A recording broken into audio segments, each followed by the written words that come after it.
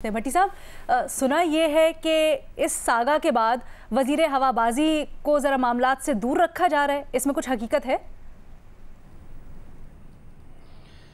देखिए मैडम शेख, वज़ीर हवाबाजी जुल्फ़ी बुखारी साहब के साथ भी टक्कर ले चुके हैं। वो तमाम जो अनइलेक्टेड एडवाइज़र्स हैं उनके बारे में भी कह चुके हैं कि मैं उनके वेयर अबाउट्स भी नहीं जानता, कौम भी नहीं जानती, यानी इमरान खान साहब के प्यारों के बारे में।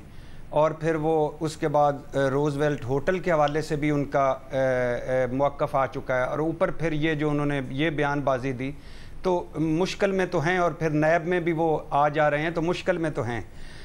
लेकिन मैडम शेख, सवाल जो आपने किया है, एक दिन मैं घर आता हूँ, एक हसन निसार साहब से माजरत के साथ जवाब तो नहीं देना चाहिए, वाकई हम सारे ही गलत हैं, सही कह रहे हैं हसन साहब। लेकिन एक दिन मैं घर आता हूँ, मुझे पता चलता है मेरे बेटे ने मैट्रिक का इम्तिहान दिए ही नहीं, सनद जाली है।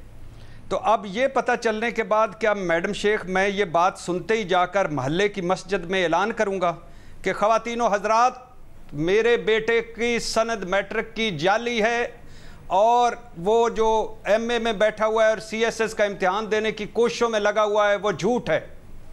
या खामोशी से पहले मैं इसकी तहकीक करूँगा और घर वालों को भी कहूँगा कि किसी को पता ना चले। अब तहकीक की और वाकई पता चला, मैं मान लेता हूँ, चलो यही कर लेते हैं, वाकई पता चला कि मेरे बेटे की सनद जाली निकल आई है, तो मैं फिर महल्ले के चौक में चला जाऊंगा और ढोल वाले को कहूँगा ढोल बजाओ और ख़वातीनो हजरात, मैंने तहकीक की, मेरे बेटे की सनद जाली निकली, उसकी एफए भी जाली, बीए भी जाली, एमए भी जाली। और अब क्या या ये करूँगा या ये मैं करूँगा कि बाकी ख़ानदान, बाकी रिश्तेदारों को ना बताना, इनका कोई हल निकालते हैं, कोई इसको दोबारा इम्तिहान दिलवाते हैं, कुछ करते हैं। इन जालिमों ने क्या किया? जालिम लफ्ज़ छोटा है मैडम शेख, मैं आज मुझे कोई बड़ा लफ्ज़ नहीं मिल रहा। हसन निसार साहब से मैं फ़ोन करने लगा था कोई बड़ा लफ्ज़ ढूंढने के लिए, लेकिन वो मैं नहीं कर पाया। जालिम छोटा लफ्ज़ है, दरिंदे लगा नहीं सकता क्योंकि दरिंदे शरीफ हैं इनके आगे। इन जालिमों ने क्या किया? पीआईए जो पहले ही तबाह थी, जो पहले ही पिछलों ने बर्बादी फेर दी थी अपने मुलाजमों को भर भर के बताया 262 लाइसेंस जाली, मतलब 40% लाइसेंस जाली, मतलब हर तीसरा आदमी जाली। यूं वजीर मौसूफ यूं जल्दी में थे कि 2 तकरीरें, 2 प्रेस कॉन्फ्रेंसें, 2 टीवी टॉक शोज खड़का दिए और तब तक पीआईए को ये नहीं बताया कि आपके कौन कौन से पायलट जाली थे। अच्छा, 200 से 62 से बात 141 पर आ गई। 141 में से पता चला 39 रिटायर हो चुके हैं, मर चुके हैं, 35 का डेटा गलत है, बाकी मशकूक हैं। जाली लाइसेंसों की फरिस्त फिर 48 पर आई, फिर 24 पर आई, और आखिर पर क्या आया कि 9 ने एतराफ़ किया है जाली।